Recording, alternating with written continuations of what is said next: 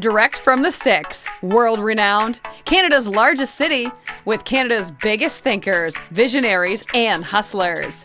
This is Startup Talk, featuring the founders, funders, innovators, and community leaders who've led Canada's startup ecosystem right here in Toronto. You'll hear the challenges, the failures, the successes. Toronto's Startup Podcast gives you the full story direct from the entrepreneurs and influencers who've made a difference. Now, the host of Startup Talk, the founder of TorontoStarts, the Startup Coach. And this is just probably personal opinion, but for founders out there, when you're building that list and you're building in public, do it on your personal brand, not your company brand.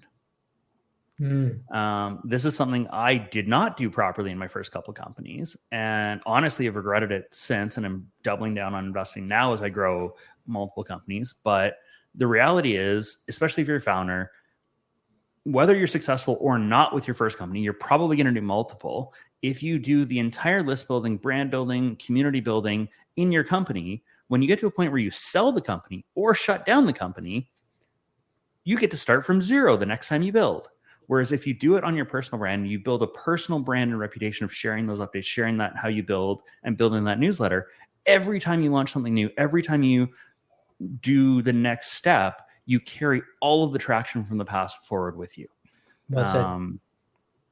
Which is hugely, hugely valuable 15 years down the road. So that leads me to, how important is community when launching a startup? And do investors look at this when evaluating a startup for investment? Yeah, absolutely. I'll just start quickly because I also run an equity crowdfunding platform. So if you're looking to leverage your community and actually have them invest, which is now legal and possible in Canada and in the US, then absolutely community matters, because the equity crowdfunding platform is not where you get the investors. The equity crowdfunding platform is the tool to allow your community to invest in your startup. There's almost nobody going on an equity crowdfunding platform looking for equity crowdfunding deals.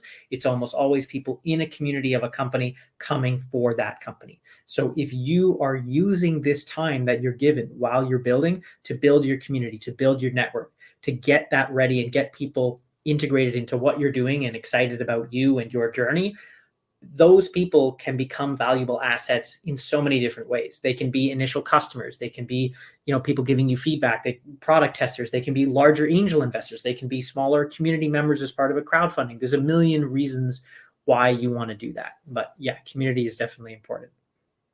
I mean, to me, community is the most visible representation of what Jeff alluded to of a core founder skill, which is sales. If you can sell and tell your story and collect people along the way, that is going to be one of the strongest proof points you can come to the table with. I have a cool idea, or I have a prototype, and here's 10,000 people that agree with me, and look at how often they're talking about it or using it, or how interactive everyone is waiting for the next update. Like, all of that speaks to a founder's ability to share their story, to get people excited, to attract talent, right? Because if you're a founder and CEO of a company, you have to sell to attract top tier talent. You have to sell to attract capital. You have to sell to attract customers. You have to sell to your ecosystem to help promote you and open deals. So all of that is indicative of whether or not you have what it takes to actually scale. And, sometimes there's some easy techniques to turn your community into customers even before you have a product. Like if you're building a community and they're following you, you can sell mugs, t-shirts, do-hag, plushies, whatever online to get your support because you have a community. And now you go to say investor, I've got a community of 10,000 people, 1,000 of which have already supported me by buying these things that are customers. Yeah. And that changes that discussion.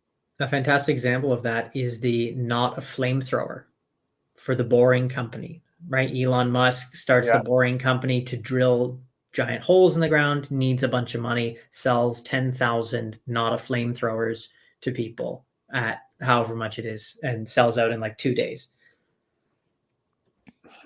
Yeah, brilliant. And some of these things, like one John and I was following early in the year, you probably all heard of it, the Rabbit R1. They sold, tens of millions of units on that excellent demo they did. and it turns out not to be anywhere nearly as good as almost everybody's disappointed with it and stuff. But they sold tens of millions of units. But it's a great selling technique, and now they've got traction. Now they've got all this money to do these other things, and they have a loyal following with tens of millions of units out there.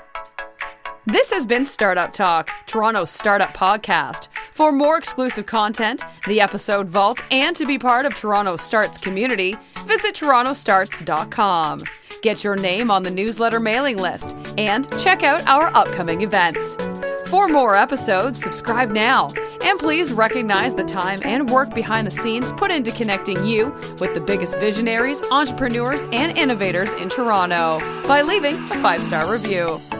Join us for more next episode from Toronto's most active entrepreneur and startup community on Startup Talk.